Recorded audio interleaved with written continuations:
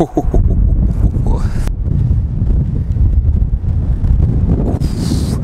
there you go, putting with the pin in. First one it stopped it, second one it helped it lip out.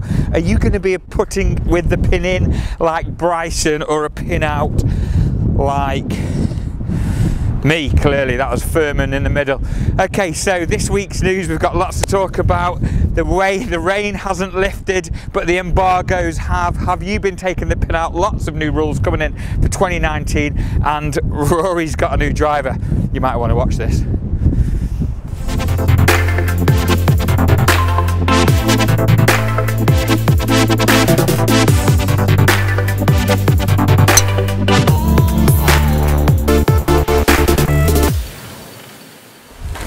Wow, it is bitter out there. That quick putt I've had has just reminded me how good the greens are here at St Anselm Links, and we are open for visitors over the next few weeks as well. We've got a few slots available. If you want to come and play some really pure greens and some good links golf, it is dry, it's nice and firm, the ball's running, and the course is in fantastic shape for the beginning of January. Come over and see us, because we've got a big year here this year.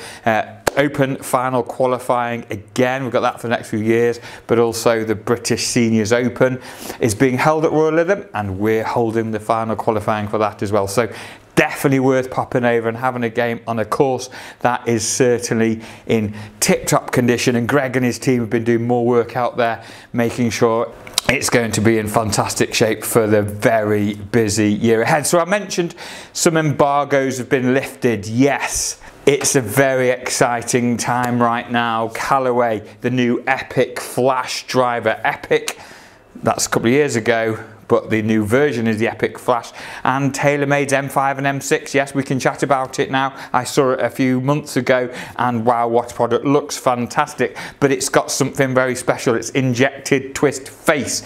I'll explain a little bit more about that in a minute or two. Also, Ping are yet to come to the party, but I think they've got something coming as well. Cobra have. So yeah, exciting times. Titleist TS Speed driver is up there already, and that is a current. We've got that in store. Now, if you want to get fit for any of these products, we're going to put them all against each other in the next few weeks as well. So let's go into a little bit more detail. Okay, so this is TaylorMade's current M3 driver, and they've just replaced that with the new M5 and M6. Okay, so what's the big difference? There's no screws in the face of this. The screws in the face of the M5 and M6 aren't necessarily screws. A lot of people thought they were. What they are is injection ports. Let me explain a bit about that. What TaylorMade have realised, and certainly we've known this for a long time, the maximum legal limit of COR on a golf club face with a driver is 0.830, okay? Now just remember that. That's the fastest the ball can come off this face. However, manufacturers have a tolerance, and the tolerance is up to 20%. There's every chance your ball might not come off as fast, because if they didn't use this tolerance in place, then there would be a lot of illegal drivers out on the market and you wouldn't be able to use it. So in most cases, the very spicy, as TaylorMade call it, drivers have been at 0.83, but there's every chance some have been at 0.82, 0.81 and 0.80, which means this driver, I've got no way of telling, might not be as hot as it could be. It's not quite up to the legal limit. What TaylorMade have done is they've said, okay, we're going to make every driver illegal, and then they're dampening each face back to the legal limit by these injection ports. Every driver is going to be tested, and every driver will have a certain amount of foam injected into it to bring it back to that 0.83. So what they're guaranteeing is every one of their drivers moving forward will be right up against that speed barrier, right up against that legal limit. So that's TaylorMade's big thing, and there's been a lot of YouTube videos out already, and I've watched pretty much every one of them reviewing the product, and one thing we're seeing is not everybody's getting faster, which is TaylorMade's tagline. However, we are seeing more distance, lower spin and better launch. Now, one thing I think is being omitted from these reviews is where the strike happens. So I'm seeing high launch and low spin, which indicates high toe strike, but you're going to lose ball speed from that. So don't be misled. Don't read everything into it from the reviews. The best thing I would suggest is get fitted for yourself. Come to see us here at St Anselm Links or with the team at Lytham Golf Academy from the middle of January when the new product's available, and give it a go yourself. If you're not local to us, head to your local PGA Pro and get fitted and try out the new product. Just because it doesn't give a YouTube person's speed, it might not give you speed. What I am seeing though, the aesthetics of the club are fantastic on the new M5 and M6. Also, the Callaway's Epic Flash. Now that club has got a Callaway have bought a supercomputer. Apparently I'm a bit misled by that because I'm sure they've already had supercomputers, and they're saying they've changed the way the face is designed to make the ball come off faster. Again, it's all about speed. Flash as in Flash Gordon, Flash is fast, Flash is speed. And why they've called it Epic Flash I don't know. It could have been the Rogue Flash or just the Flash. However, the new Callaway driver, again in tests that I'm watching, I haven't hit it myself yet, I will be doing in a week or so's time, but in the reviews I'm watching, again, people aren't necessarily getting more ball speed. Some are, some aren't, but again, if they're not getting more ball speed, what is the strike location on the face? Is it exactly where you get maximum ball speed from, which is the middle? Just as a quick summary of the new Callaway Epic Flash and TaylorMade's M5 and M6 drivers, the thing I will say to you is get fitted. Give them a go yourself. Don't just believe the hype. Don't believe what the marketeers tell you. Don't believe what TaylorMade or Callaway tell you.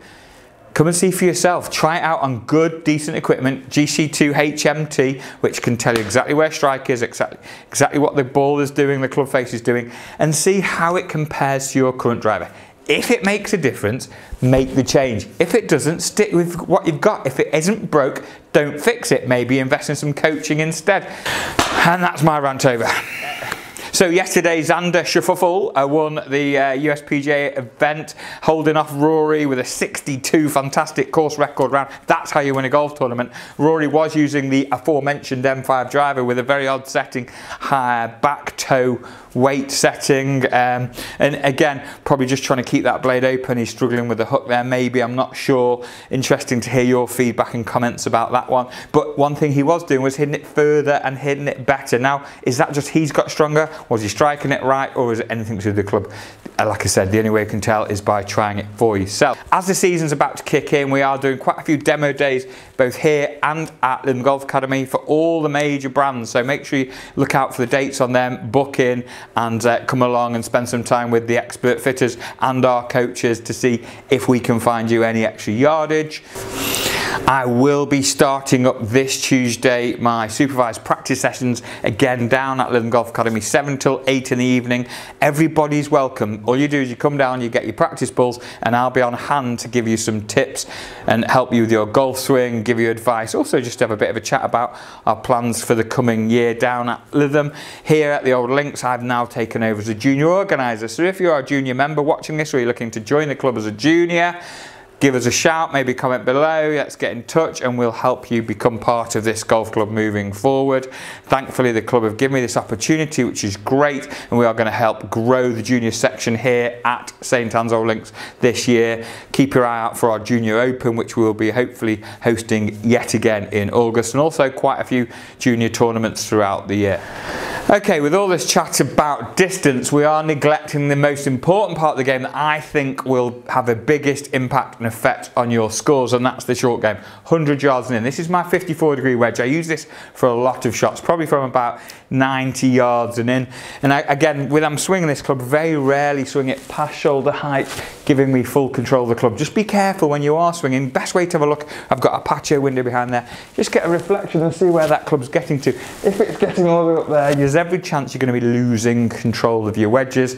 And also, I feel when I swing too long, my wrists get involved a bit too soon. I can cast the club. If I keep the swing shorter, I can hold that angle for longer, keeping my hands just ahead of the blade into impact. Ball position for this is middle of my stance, and again, turning my body out of the way, keeping the hands nice and passive when you're playing pitches. Working on distance control with this club. The further back I swing, the further the ball goes. The shorter back I swing, the shorter the ball goes. So maybe spend some time working on your distance control with the length of your backswing with your 54-degree wedge, bit shorter, and you can see slightly shorter swing, slightly shorter distance. So don't neglect it. I know there's a lot of talk about ball speed and distance at the moment out in the marketplace. Yes, we're excited about that. This, though, is where you'll improve your scores this year. That's about it from me. If you subscribe to the channel, thank you very much. If you're a new subscriber, hope you're enjoying the content. If you don't subscribe, hit that subscribe button, give us a like, comment below, tell me what you want me to look at in 2019. All that's left for me to say is have a great golfing new year and keep watching. Thanks again, and I'll see you very soon.